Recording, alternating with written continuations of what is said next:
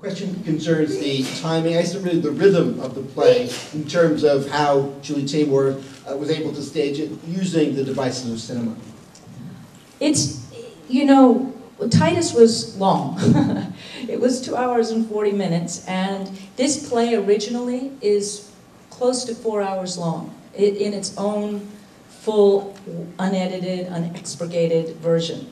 Now, Shakespeare's plays were never done that. I mean, they were not meant to be, they were not written down, but I had already cut it when I did it years ago to an hour-and-a-half version.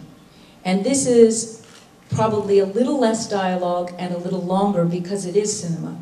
So I wanted to have certain moments of breathers from the language, but there isn't a lot. I will say that maybe my feeling is that because it is Shakespeare and because our audience's attention spans and all of that, that I didn't just allow us to go into these massive visual panoramas because there are a few, but they're more the background. Because there is a momentum in the play. It takes place literally between 2 o'clock and 6 o'clock. Shakespeare did that kind of TV reality there and went with the sun down. Now it's interesting because the play is very confusing because sometimes she says 3 days hence, I'll free thee. And then the other time she says, you know, in 3 hours will be over. So we played with the idea in time that it was sort of a revelation when I finally went back to that big speech where she says, I have bedimmed the noontide sun. I went, oh my God, that's perfect. It's a solar eclipse.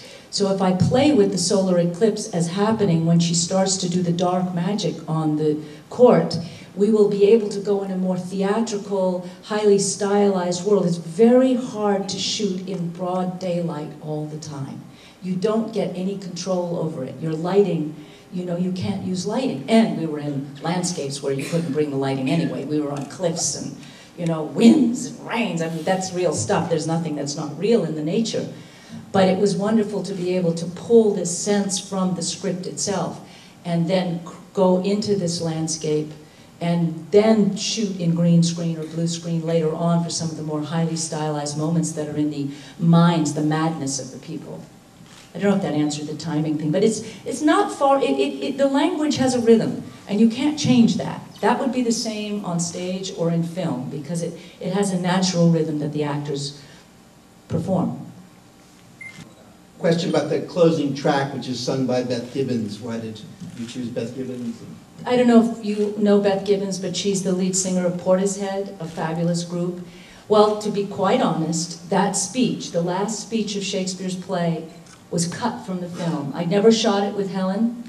I thought we didn't need it because she had already done a number of monologues and speeches, and I thought, what's she going to do? Turn to the camera and start speaking to the audience that's going to start walking out because it's end credits or whatever, but you're close. And even if it hadn't been end credits, I didn't feel, in theater it's very different. The house lights come up, the actor unmasks himself. The artifice is revealed. We don't really have that in cinema because it's still on film. So I had cut it. And then we got to the end of the film during editing, and you had the Ben Whishaw, the aerial song, and the staff shatters, the volcanic glass staff shatters, and I went, oh. There were two things. One is, what are we going to do for end credits? Because we don't have any more money, and you know we're not going to write new music. What are we going to do? So, on the other hand, I felt like it's not enough. We need that speech. So Elliot Goldenthal and I discussed writing, taking that speech and tailoring it a little bit. Just a few things are edited from it. And Beth came to mind because she has this incredible, she feels like Helen to me. She has the vulnerability and the power simultaneously. And so the song was written with Beth in mind. There was never anybody else, and we were very proud we could show her the film. And she said yes when she saw it. And we've actually had some people think that it's Helen singing, but Helen will tell you that she doesn't sing. Sorry. The tension between the visual and the vibrant text, which is so wonderfully delivered by these contemporary actors and language that speaks to today, the language of Shakespeare, but the tension of the landscaping, your choice of almost minimalism, foregrounding, these faces against the nature, and they almost become, for me, became like landscaping, the actual physical being. So could you talk a little bit about those choices and the aesthetic behind it? Yes. The island of Lanai, I don't know if any of you have been there, but I was there 10 years ago, right before I did Frida, and I hadn't been thinking about the Tempest for 7 or 8 years, I don't remember, but I went there, and there is this Garden of the Gods, it's called, and that's where you see Caliban carrying the logs, and it's giant red boulders, looks like Mars, and this red where the circle of fire is, and then I saw these giant cliffs, and then these unbelievable forests that look like labyrinths, and it's almost not populated, this island. There's 2 Four Seasons hotels, which was very nice for us, and that's it, and a little town, because it was a pineapple plantation.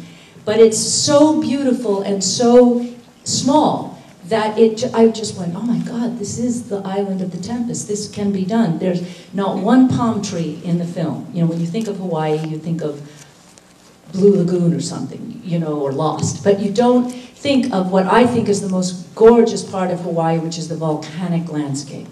Now, the idea of the volcano is so profoundly part of the design, not just in the landscape, but in Prosper's costumes that Sandy Powell so beautifully did. That robe she wears is volcanic shards. It's shaped like a volcano. She is a volcano. That fire in the cell that Mark Freeberg designed is fire of the volcano. It's this bubbling anger, this power that is symbolically in the play, both on landscape and also in the design and in the person. I always try and find a kind of ideograph or abstraction whenever I do theater and film. It happened in Titus as well.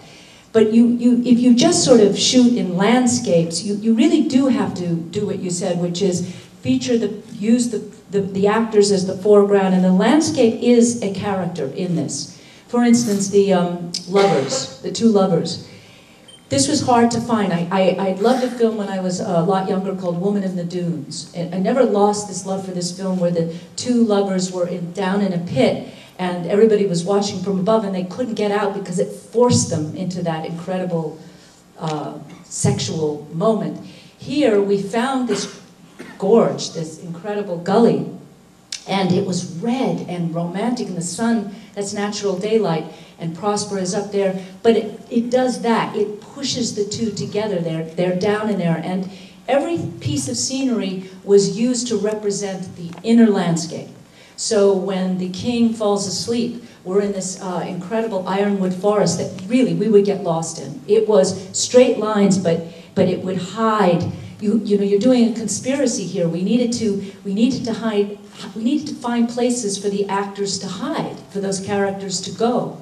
And then when the clowns get drunk, they're in what we call the Bramble Forest. And it's all gnarled, and it looks like Hansel and Gretel, and it's just this, it's like what's going on inside of them. So the landscape was profoundly a major player in telling this story. The volcanic landscape that Caliban comes out of is the big island of Hawaii, and also where you see those men going off in eternity. You know, they just go off and off and off. It's just miles of black lava.